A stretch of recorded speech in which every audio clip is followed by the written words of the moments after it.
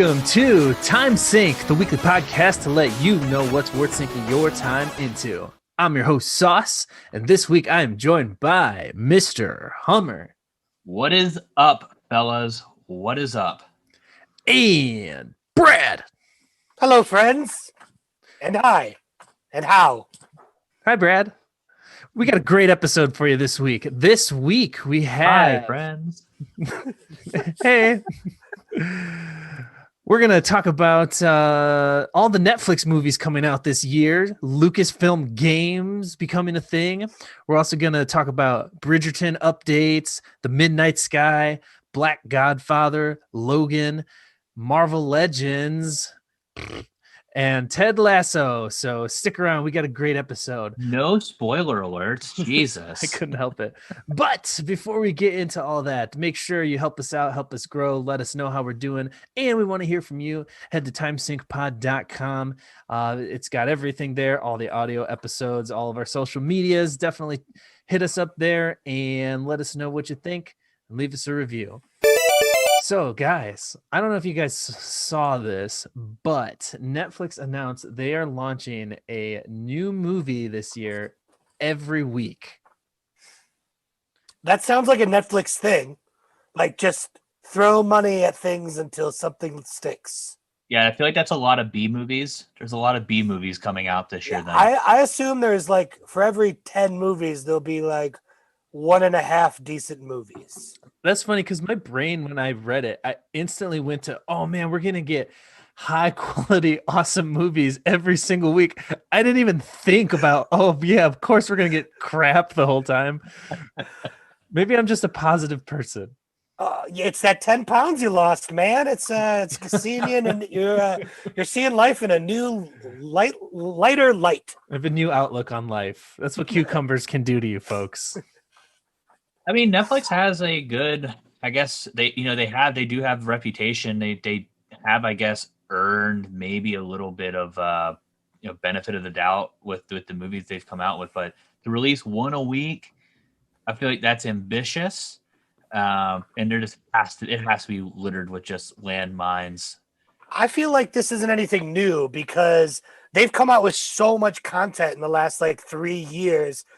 And we talk about the stuff that's good, but we don't talk about the stuff that's not good. And there's plenty on it if you're willing to dig through Netflix, which when you've run out of things to watch, you probably do on Netflix. And then you ended up watching The Office, which sadly you can't do anymore. Yeah, which was the number one watched show of 2020, as it should be. You know, I'm just looking on here. I'm looking at, I don't know a lot about stonks, but I'm looking on here and I'm looking at the stock market. And so like Apple stock right now, it's worth $131 per share currently at the time of recording. Netflix's stock is worth $508 per share. So Netflix is straight crushing it. Well, yeah, they have been for a long time. Apple did split their stock like a month ago when they were trading at like $600 a share. Okay, so different example then. Yeah. I mean, you got to go look at their the value of what they've grown from. Netflix is part of what they call the FANG trio. So like Apple, Google, Netflix. You know, listen, the bottom line is don't get your stock information from us. Go to Reddit. Go to Wall Street Bets. All right. Wall Street Bets, where even the professionals are like, people aren't listening to us anymore. They're listening to random users on Reddit and crushing it. Hey, I made $6 today. So penny stocks, bro? You buying penny stocks? Hell no, man. I'm getting paid off that blue chip dividends, baby. No, you do need to go to Wall Street Bets and join the clan of retards over there. The Altas. Whoa, problematic. Can't use that word. Let's. But hey, it's their term, man. It's their term. It's their term. It's their word. Kramer talks about them all the time on Mad Money, man. But no, you're not wrong. No, Netflix is definitely killing it. You know, they're top dog in the streaming, and with all the competition that's come out around them, they haven't stumbled. They haven't faltered. Peacock is still the worst in the world, even though they took The Office from us. Although I'll say this for Peacock, in their marketing ploys to try to trick me into buying their service, haven't got me yet, but they're releasing uncut scenes from The From The Office. Office. And Yeah, they put that one scene out of the Matrix thing from a late season. I wonder if they're gonna put out all the footage from that one girl they cut from season 9, who was in 50 Shades of Grey. They cut out. They filmed her for like the entire season. Dakota She was, Fanning. yeah, and she was gonna be Clark's like love interest, and they cut her out from the entire season. There's tons of filmed content with her that have leaked over the years, and I wonder if they're just gonna like bring it back. That'd be kind of cool to see. There's a Kevin ice cream stand scheme. Did you guys see that one? Yeah, Okay. yeah, I wanted to make sure you saw it, Brad. yeah. The thing about it is like Netflix has to do this because there are becoming so many streaming services. They have to keep pushing out content. Like they know that the other groups have the name behind them, Disney, and what Disney owns and what all the other companies own, and they could lose all of that and be forced to just have original content. So they have to keep pushing it out, or else they'll lose subscribers. The big thing is, especially when you're releasing binge content, not like one-off content, is if somebody's done binging, they now have a reason to cancel their subscription until something else comes along that they want to watch, which is becoming a really popular thing. Which is also why I think Hulu and Disney Plus bundled themselves together. So there was an excuse to keep them around rather than not paying for it this month and then paying for it 3 months later when there's like 4 shows you want to watch. You know, I think that this is like an inevitability. They have to do this, or else they risk the idea of bundling themselves together with other one and recreating cable just on a streaming service. Oh, it's happening. I'm actually convinced that is where this is all going. We're going to get cyclical, cable, baby. We're going to get internet the streaming is going to turn into cable. If you want access, we already see it. CBS All Access, Peacock, they're all starting to take their content. They're all starting to put it on their own services. So if Netflix wants to survive, they have to have a catalog of stuff that they want. It's their own catalog. But hey, at the end of the day, backlog of things you want to rewatch. At the end of the day, Blockbuster had crappy movies in their stores too. You know, people still rented them. Netflix they didn't own them though. They didn't like own the rights to those movies. They weren't like making movies. Right, but you just have to. It's the content that's there. But Yeah. Netflix also, from what I was understanding that I learned the past couple of weeks, is they have a really good catalog of like children's programming. Yes. They make their own kids' TV shows. So, as a parent of 2 toddlers, I watch a lot of it, and a lot of it's pretty quality, like Super Monsters Rocks. I'm just gonna throw that out there. What else do they watch? A lot of great kids movies that they make. There was Animal Crackers. I was going to review it. I don't think I did, but it's Emily Blunt and John Krasinski do a kids movie. It's good. You should do side episodes that are shows for parents to watch with their kids. Are your kids obsessed Instead with of Baby doing Shark? that on this? Do that for like, hey, you got kids? I got stuff for you to watch with your kids. Are your kids obsessed with Baby Shark? No, they've outgrown that phase. They're over Baby Shark. Yeah, that was so too cool. 2019, bro. Dude, I'm still loving Baby Shark. No way, man. We're all about JoJo Siwa now. Oh God! I did introduce I'm so sorry for you. I did introduce my niece to the song "Everybody Farts." What is that? That's an original by Hummer. He just farts a whole bunch. It's auto-tuned though, so with T-Pain. It's by the same people who did "What Does the Fox Say?" Really? Which was literally, that song was just to parody pop music, and it became a pop sensation. Oh, my kids love that song. Now I'm gonna. I thought it was the funniest thing when it first came out. Oh my God, this looks amazing! Everybody farts. Oh my God, I'm gonna show them tomorrow. You should wake your kids up. Grandma farted. Like cooking breakfast, and you're just like jamming it in the kitchen. All right. So moving on here. So Netflix, they're killing it. Big news in the gaming world. Brad, do you want to tell us about this? Yeah, so this was announced, I think it was today. It might have been yesterday. Might have been yesterday. EA has lost It's exclusive rights to make Star Wars video games. And if you don't believe that Lucasfilm is out here taking on every single pitch from every single game studio that wants to make a Star Wars game, you're wrong. They're listening to everybody. And the biggest one we got announced is a partnership with Ubisoft to make an open world Star Wars game. We have no other context other than that. But I love that the early ideas were just Assassin's Creed Star Wars. I'm okay with that. That sounds Just great. imagine climbing buildings, Assassin's Creed styles, but coming down with Star Wars stuff. Yeah. But I want to be like a bounty hunter. I don't want to be a Jedi. I definitely think a lot of games are going to explore this outside of being Jedi stuff, especially with the popularity of Mandalorian and like Rogue One and stuff like that. I think that there's a lot of stuff like that. I read a fan pitch for the people who make Apex Legends to do another Republic Commando game, and that sounded cool. Like it was just some random Redditor that was like, yo, imagine if Respawn took over Republic Commando and remade that amazing game we once had. Yeah, because they also made Jedi Fallen Order. Yeah. So there's a lot of cool stuff that can be done. And like EA's just had this stranglehold and they've only done like Battlefront with it. And they made, of course, that Rogue Squadron? the Star Wars game you just mentioned. And they made that, not Rogue Squadron, but the one that I reviewed a while back, where it was like Rebel Squadrons. I think it was just called Squadrons, but it was a really bad first person fighter storyline game. It was pretty bad.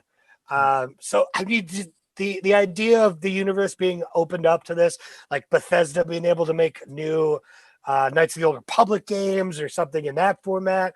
Yeah. Like Star Wars is rife for RPGs, rife for open world stuff, ripe for combat stuff. Like, can you imagine a Call of Duty style Star Wars game? Like, that there's exists. So much stuff that it's called Battlefront. No. That's like Battlefield. I'm talking. I mean, that's talking about, like, its own thing. The old it's nowhere Jedi, near as good. The old Jedi Outcast games were like as close as you probably got to like the Call of Duty style Star Wars games, and I loved those games growing up. Those were actually the first game I played on PC was the Jedi Outcast, and I was honestly pumped when it came to Xbox. But actually, I have Jedi Outcast on my PC still today. I play it. Played it like 3 weeks ago. Nice. I love those games, so I'm really excited that it's going to move out of just EA because not too much of a knock on EA, but they just produced the same game over and over again with like basically like a different skin, and then they just completely botched Battlefront 2 with the way they wanted to do the loot box system after you paid $60 for the game. Right? It completely ruined it. The best one they did honestly was the newest Battlefront 1. I thought was awesome, and people were like complaining about it, but it still has a decent sized player base that you can get into a multiplayer game quickly in it still. Wow. I like it. And that game's now what, 5-6 years old? 7? Something like that, yeah. Yeah, I think it was like 2015, I think it came out. So I'm excited to see where it goes. I just hope that, they don't have Kathleen Kennedy in any way, shape, or form. I'm glad you brought up Kathleen Kennedy, though, because this also comes on the tails of a lot of other rumblings within the Star Wars family, I guess I'll say. And there's been this behind-the-scenes ongoing conflict, as it were, and is dividing the people making Star Wars into two factions, pretty much. You have Kathleen Kennedy, who has been in charge of the latest sequels, who was in charge of a lot of the movies that have just come out over the last ever so years. Garbage. And now is kind of heading up this High Republic division, which have started out with a recent group of comics that have come out, which honestly have received some pretty bad reviews pretty early on, with a lot of people who were really invested saying, don't even bother. I think there was one comic book writer who said, don't read my comic. Oh, God. That's how bad it is with that. And then you have the other faction with Dave Filoni and Jon Favreau, who have done The Mandalorian and have been given license to do all of this other content and have been keeping the other group in the dark. Like, there was the biggest outrage came from the, spoiler alert, Luke Skywalker reveal at the end of Mandalorian, where Kathleen Kennedy's camp had no idea they were using him and just were outraged, apparently, behind the scenes from all the reports I've been reading, that they weren't told about it. Damn. And then all these little It things. should have been Ray. It should have been Ray. And you got like hardcore Star Wars fans like tearing up over it. Like Yeah. that was to them. I wasn't a big fan of it, but you know, a lot of people thought it was. I wish they used someone else. We don't need any more Skywalker stuff. I think the reason that it's great that they used him is if they really want to retcon the 7, 8, and 9, that's the route they need to go. That's like true. if they really want to retcon it, which is the rumblings that they do because of how terribly they were received and how bad they were, that they want to retcon it. And Disney's been not shy about retconning Star Wars. You know, they retcon the entire Legend series and they're slowly bringing stuff back in. They're like they gave the wheels to somebody they trusted who blew it, and fought with every director and every creative mind that she brought in, and just blew it. And now they have somebody who's succeeding in Dave Filoni and Jon Favreau. And I mean, whatever you want to say negatively about them, like they're doing things the right way. Nobody wants it's to because do they're actually doing real character development. They're not just trying to take advantage of whatever, you know, popular political identity crisis that they think the country may be going from it, and he doesn't feel like it's his job to solve that. He just wants to tell a good story. And I think that's what Kathleen Kennedy and their group miss. Like, I don't want to get too much into one of the things that I really am liking about Bridgerton is the fact that it's a show that has like a undertone of like racial epiphany, if you would, but they don't highlight it. It's not something that they're sitting here pointing out to make you feel bad or have to get better about yourself. It's just like, this is what should be normal. It should be normal to have a lead female character who's strong. To have strong female characters. It should be normal to have African-American strong characters. It should be normal to have white male strong character. Every character, it should just be normal. This shouldn't be something that you're forcing down people's throats. She needs to get back. They need to get her out of it. Just get her out of it completely. And bring someone in like Favreau who's going to develop characters. Pandering can be just as bad as like slandering, you know? Like pandering moments are terrible. Like the worst moment in Endgame. Like in Marvel, they've created a group of very amazing women superheroes, in my opinion, and they pandered real hard in Endgame when they had their team up moment. I disagree. Okay.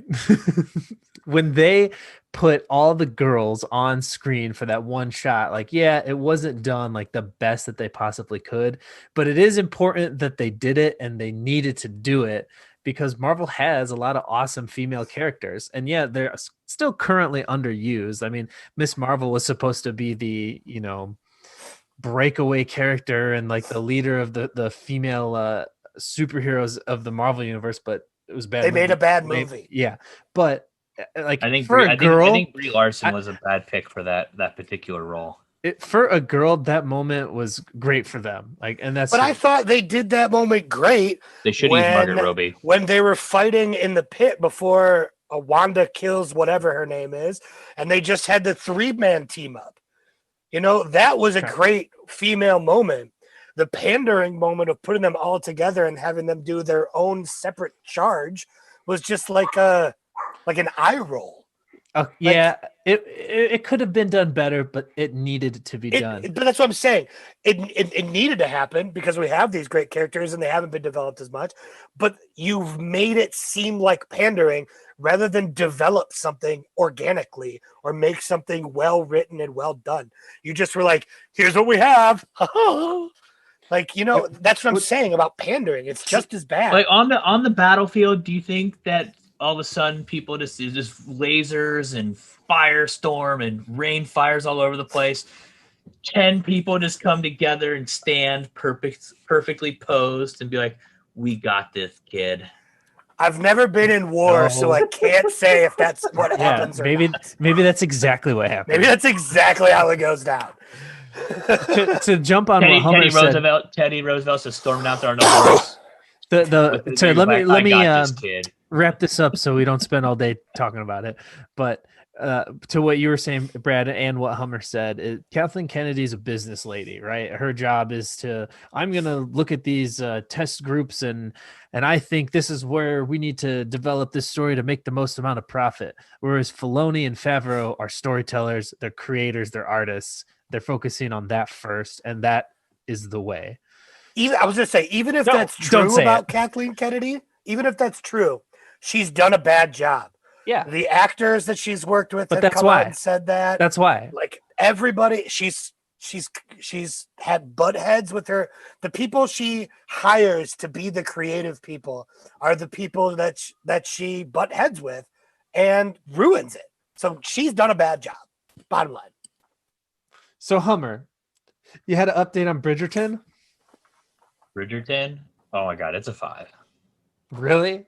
I loved it. No, it's probably a 4. It's for me, it'd be a 5, but for everybody else, it's definitely a 4. What makes you say that? Because I'm always a sucker for a good love story. And this is a chick good flicks. Love it. You love chick. You always review chick flicks, dude. I know. No, is chick flicks problematic? Probably. Yeah, probably is. So I don't want to linger on too much because we talked about a little bit about it last week, but it's just really good. It has great dialogue, great character development. The soundtrack is incredible from being like a classical music perspective because they're taking like, not only does it have its own original scores, but then it has like covers of modern music in like classical music form. So like, if not that we're reviewing music, but there's the London Philharmonic Symphony. There you go. They do an excellent cover of Dark Side of the Moon by Pink Floyd. Highly suggest doing whatever it is you do to enjoy yourself on the weekends and pop that on. It is incredible. It is a trip. Did you just subtly suggest everyone take acid and listen to Dark Side of the Moon? I did not say that. You said the word trip in the sentence. Interpret it as you will. But no, it's really good. The character development is awesome. You know, and not for nothing, Chris Van Dusen he's always done this. Like with Grey's Anatomy, he's always had very diverse cast without pointing it out. And this is just another one of this example. It's a very diverse cast. Also, the 2 lead characters just have this crazy chemistry. There's actually a rumor that they're actually dating off screen, and if that's true, it's showing up into the show. That they just have tremendous chemistry the way they work together. And it's just I highly suggest it. Plus, if you're married or you have a girlfriend, it will lead to some fun times for you. Guaranteed. Why is the end of everything for you that was so cringy? It was cringy, but there's a whole episode where they do nothing but fuck. Okay, yes, there's a whole episode you might get where the laid. main characters do nothing but fuck, and it's basically like watching Skinamax, but you know it's porn probably geared more towards the women. It's like me and the wife were watching Cat in the Hat, and you know it really, got me and Mrs. Hummer in the mood, as it does. It sounds like you're talking about you and Mrs. Sauce right there. Sounds like you guys making some sauce. No, that's you. I was doing you. I don't think me and my wife are normal people, and we watch movies and go to bed like normal adults. What? The 2 children you have suggest otherwise. Uh-oh. I don't know what you're talking about. Grab a bottle of wine, watch some Bridgerton, make twins. And slide it in. What? So, man, I'm glad my parents don't listen to this show. Oh, do they? I don't know. They don't. I'm saying I'm glad that's good. If they did, his dad would definitely be a fan of Margaret Robbie by now. I'm trying to understand what my dad thinks a podcast is because I don't know how to explain it to him. Have you tried singing him a lullaby while telling him about it? That's my first suggestion. Do you sit in the pod? I couldn't think of anything funny enough to say, so I just is that a type of fishing throw? A podcast? There you go. I'll take that one. So he's a golfer, not a fisher. Midnight Sky. Tell me all about it. I want to know if I should watch this. It's entertaining. Have you seen the movie Gravity? I guess that would be my first question.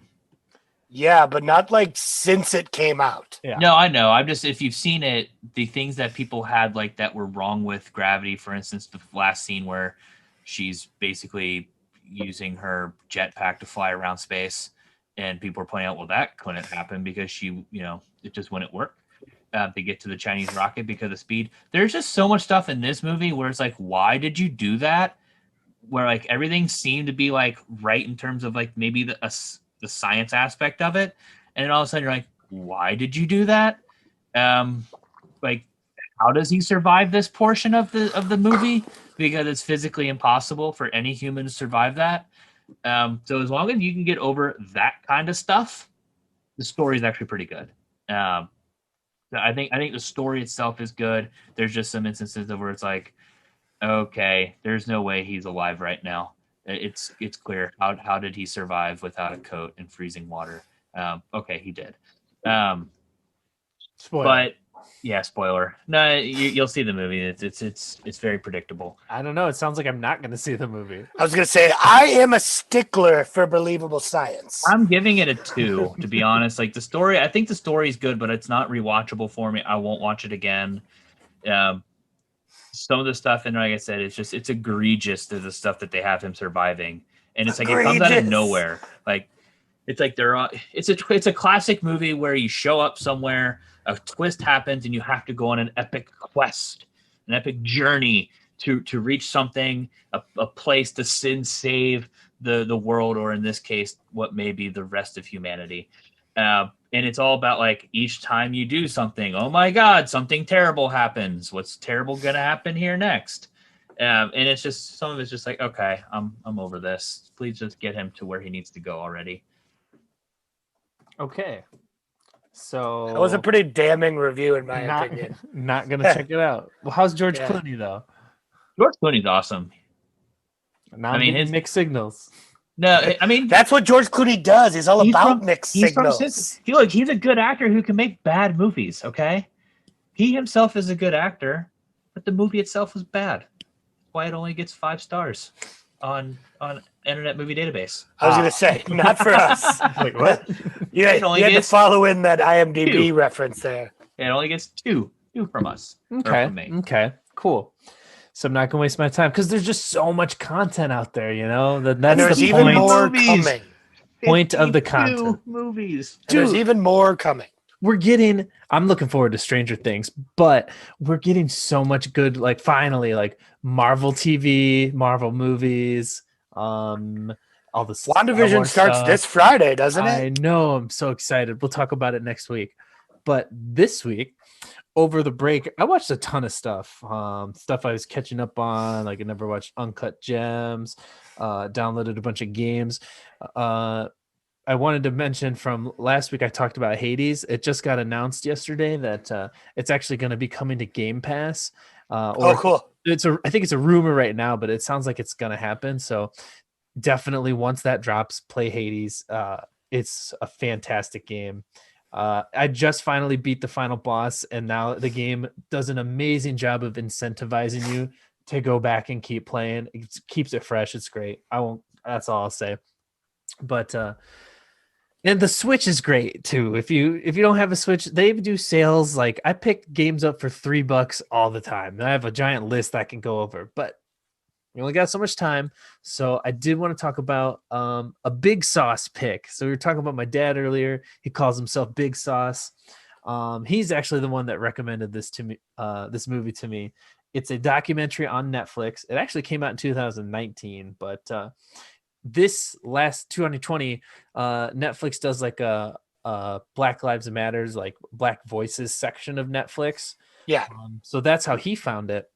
And so it's called The Black Godfather. It's about this guy. His name's Clarence Avant.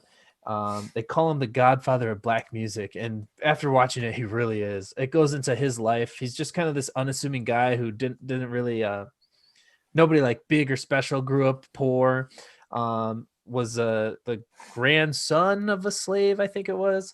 And how he came from nothing and like ended up meeting this guy who was a networker and in the music industry and learning everything from him, and basically made black music what it is today, like paved the way back in the 60s, back in the 70s, creating his own labels, putting people together. But what's most interesting about him is like through his influence and through his connections of artists, he started getting into like moving black people forward in other areas of life. So like he helped Hank Aaron, like he like went straight to the president of Coca-Cola and was like, you need to sign this guy, he's going to be huge, like he needs to be getting paid like Babe, he's about to break Babe Ruth's records.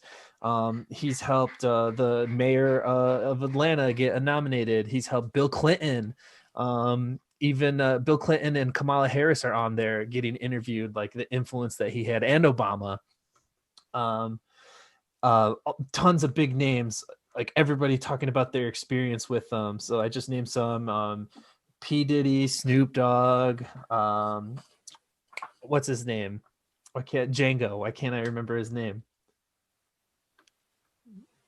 Are you asking us? Yeah. To help you out with what's his name? Plays Django. Jamie Foxx. Jamie Foxx. Yeah. I used that as a buffer to figure out what his name was. He sounds like the opposite of one Mr. Barry Gordy, who founded Motown and exploited black musicians. Yeah, it is the opposite, because every time somebody comes to him, he doesn't ask for money. Like he's just helping them out.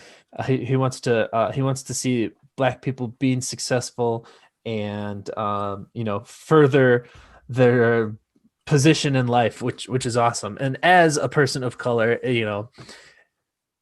one side story is all of our story. Like seeing the story of how black people, and specifically this guy, is doing what he can to further and help his people, is reflected in all of the other communities as well. Cause that's, we all want to see each other doing good. Did you just write the tagline for it? One side story is all of our story. I think I did. Yeah. No, that's actually our movie that we're writing. So it's a really good documentary. It's really interesting. It's actually our movie about geometry, though. And guess what, guys? It's going to be on Netflix. It already is on Netflix. It is on Netflix. I'm not a big music person, but that's irrelevant. I still greatly enjoyed it. I think you guys would really enjoy it. It's hard to recommend a documentary over like big explosions and other stuff going on. So I'm going to give it a 4 out of 5, but it's really good. You say that, but there's a lot of people who would rather watch documentaries than big blockbusters. If you're that type of person, 5, absolutely. That should be the next one that you watch. Same people who watch like crime, like murder stuff, that are so invested in like murderers. I'll never understand it. There's been a lot of murder and a lot of mayhem. My wife's into that stuff. He hates scary movies, who are probably most often the victims of murder like that, seem to be the ones who are most interested in it. This is how I wanted to go. I'll finally be in a docuseries, but as someone who was murdered. I also wanted to just throw this out there because I love watching new stuff. I want to experience new things and learn new things, but sometimes you just got to go back to those comfort movies. So I recently rewatched The Wolverine and by James Mangold, and his sequel to that, Logan. So I won't spend a lot of time, but I don't know if you guys have seen them or not, like you guys out there generally in the public, but they're definitely worth a rewatch because this was before Marvel movies started becoming like crazy good, like amazing movies. The Wolverine, like first we got Wolverine Origins, which is laughably bad, but if you like the X-Men universe, you get to see X-Men doing stuff, and Hugh Jackman is an amazing Wolverine. And he really starts to come into his own in The Wolverine, where he has to go to Japan. It's The Wolverine's still a good movie. It's not amazing. The final boss battle it could have been better. The Silver bad. Samurai. Yeah, it was.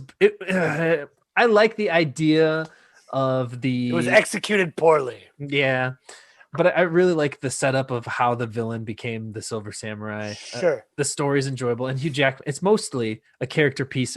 It's supposed to be a character piece about Wolverine and Hugh Jackman portraying that. But James Mangold learned from the Wolverine and just completely executed, crushed it out of the park with Logan.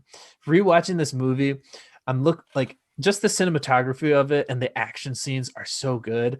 And he's completely released from the shackles of having it actually be canon in the X-Men universe because And the I don't. PG-13 shackle. Yes, yeah, and I was gonna get to that, but I don't think it's a spoiler since it's been out long enough. But Wolverine dies at the end of the movie, so they What? surprise. They because yeah, so Brad said it. So it's rated R, so they can get brutal with it, and you can see like Wolverine just like putting his claws here and watching them pop out. Like it's brutal, but it's done so well.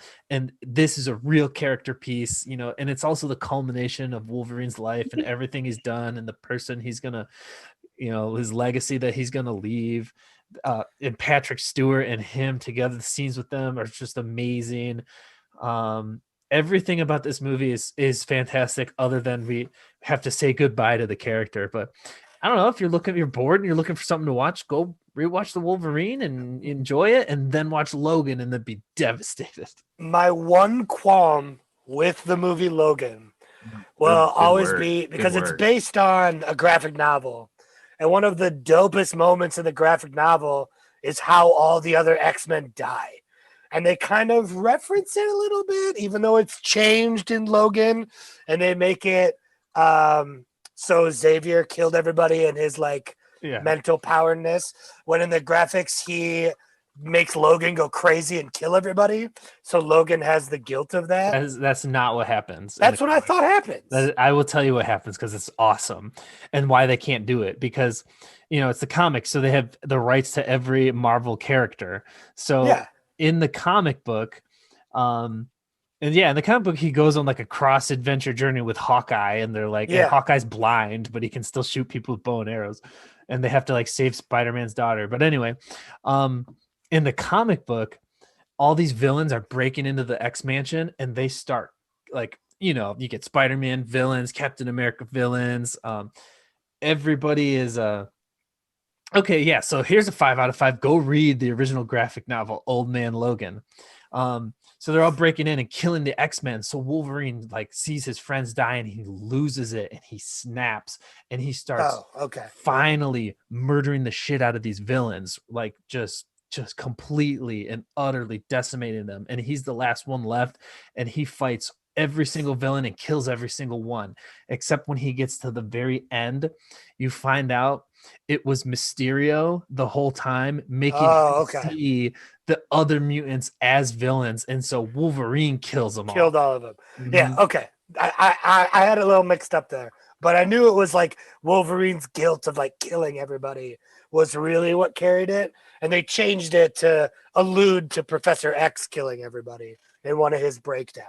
Can I tell you one more awesome part? And this will be the last thing I say, because in that graphic novel, it's so cool. You got to read it. And everyone should read comic books. Comic books are amazing. But anyway, in that scene, the villains, it's in the future, and the heroes all lost, and the villains cut up sections of America. So Red Skull owns the East Coast.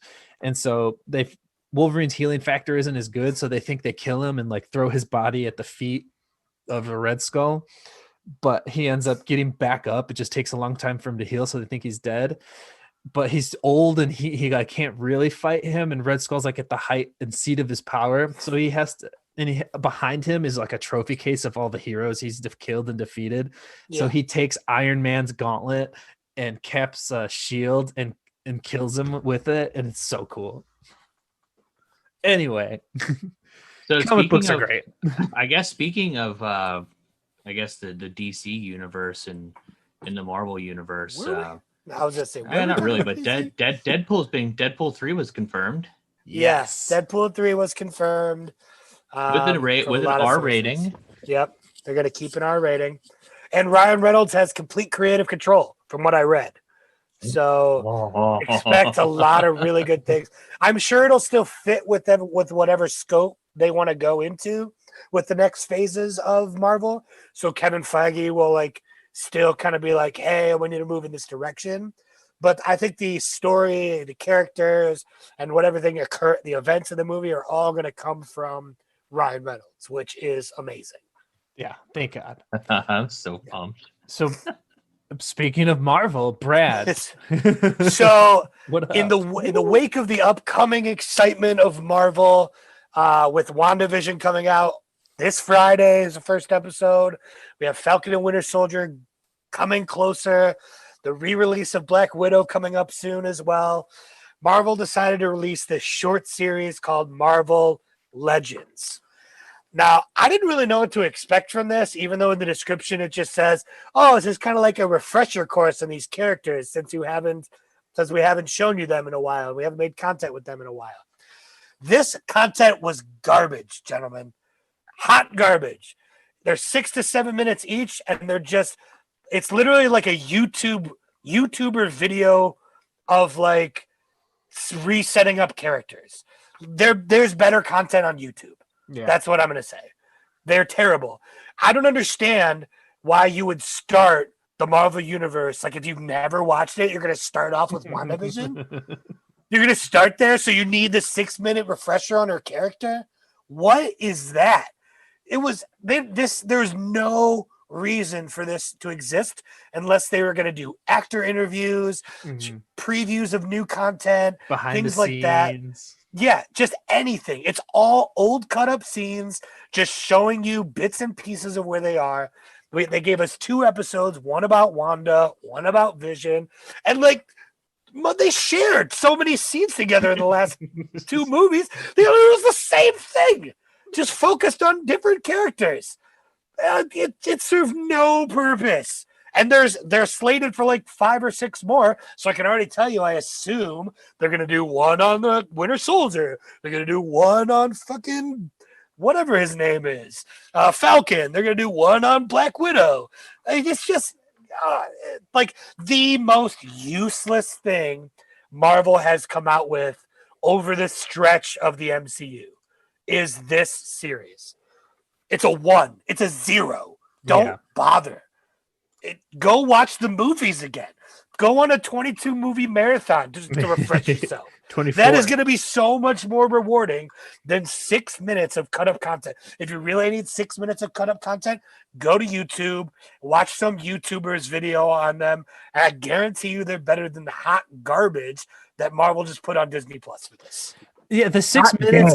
The 6 minutes of cut up content is like their whole 6 minutes of dialogue across the movies. Like, It's like these are the 6 minutes they had in these films. Here you go. If you didn't watch them for some reason, but for some reason we expect you to watch the new stuff if you haven't watched the old stuff before. What was the purpose of this? It was garbage. Just some video engineer had to waste their time putting this together. Like they paid someone to put these fucking clips together. They probably paid them a lot of money to do it. A lot of money. They don't care. They're like, whatever. That was money they could have spent casting someone awesome, probably, or convincing someone like Robert Downey Jr. to come back for more things. Like, I don't know about all that. I'm just saying, like, there are 1.5 million things they could have done better with the money and time they dedicated to this Marvel Legends nonsense. Tell me about something good, then. I don't want to hear about this garbage anymore. Something else that I watched recently was a show on Apple TV, the Ted Lasso show.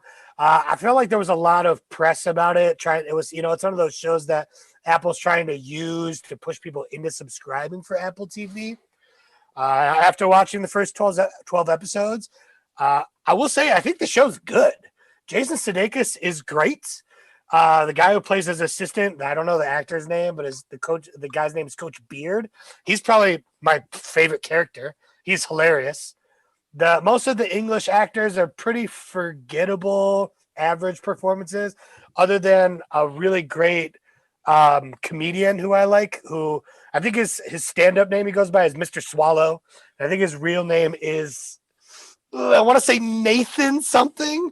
I'm gonna blank on it though. I'm gonna look it up real quick. Nick Mohammed. Nick Mohammed. Definitely go with Mr. Swallow. Yeah. Nick Mohammed. He was great. Like fantastically great. He's only really big over in the UK. So everyone in the United States has no idea who he is. But the show was good. It was lighthearted. It had some like really funny moments to it. It's really heavily involved in the game of soccer. So if you don't know anything about soccer, you're going to feel lost pretty often. But so does the main character. The main character comes from like a D3 college football program, and he's brought in to manage the soccer club. And you find out through the plot, he's not supposed to succeed in it, but he's just like a super nice guy. And he like is really likable and everyone really likes him. And then they kind of had this really dark B story about his character and his own like family issues that he's having. Won't go into it in case you want to watch the show. I'll give the show a 3 out of our 5 scale. It's pretty good, but it's not going to make you sign up for Apple TV, guys. I only watched it because you know what? The best way to watch it, upgrade to an iPhone 12 because you get a year of Apple TV for free. And if you're on Verizon, you get free Disney Plus. Boom. There it is. More reasons to get an iPhone 12. And the magnet on the back of the iPhone 12 is fucking dope. I actually I get that, but the case I bought, I wanted one that has a kickstand, so I could use my kickstand my phone, and it totally negates the magnet for having the kickstand. You're missing out. Having the Apple I don't wallet, what am I going to put on my back of my phone? A Hello Kitty magnet? What am I supposed to do with that? Well, first off, yeah, I bought you one for Christmas. You don't have it on there? I don't. Wow. What a bad friend. I'm Jewish. You should have bought it for Hanukkah, you bitch. Now I'm the bad friend. No, I started watching this show and I just don't like Jason Sudeikis. I don't know why. I totally get that. I don't like his style of comedy or the way he does. I don't know. He's like in between a straight man and a funny man. Like he sits somewhere. He like rides the line between it, and you almost want him to choose one or the other. Like be a physical comedian or be the straight man. And when he's put in a lead role, he skates the line, and it's really awkward at times. But I kind of like his character that he has developed as this like just overall nice guy who's just trying to win people over by being a nice guy. He's got his like isms and stuff and it really bounces off these other characters really well, in my opinion. I really want to give it another shot, but I actually don't like that nice guy persona. I don't know what it is. Maybe because I'm such a grumpy old antisocial person, but he's like too nice. Like it's offensive. That's the point. He's so nice that you like, because all the other characters want to not like him, but he never takes that, he never takes that route where he's unlikable. He always takes the route where he does something likable. I need to give it another shot. So you were talking about like part straight man, part like comedy, like right now. You know who crushes that? Bill Hader in what's that show? Barry, yeah. I was talking about Barry to someone else who had just started it, and he said it was too dark for him. And I didn't know how to respond to that because I don't find the show that dark at all. Especially when he told me he didn't like the Ukrainian or whatever guy, the bald guy. Mm-hmm. I told him to shut up because that character is amazing. I was like, you have no opinion anymore. You're the worst. Damn. I couldn't even listen to him. Are you looking up Ted Lasso, Hummer? I'm actually looking at what is going on with the Apple TV and the content, because it's like, I know you get that. You guys are talking about the 1-year subscription. I actually think mine's about to come up, or it did come, end or something. And I was gonna say, I remember you saying you started your week trial at one point. Yeah, because I think what it was is back in the day with Direct TV, when they were really promoting the online stuff. If you signed up, you got a free Apple TV.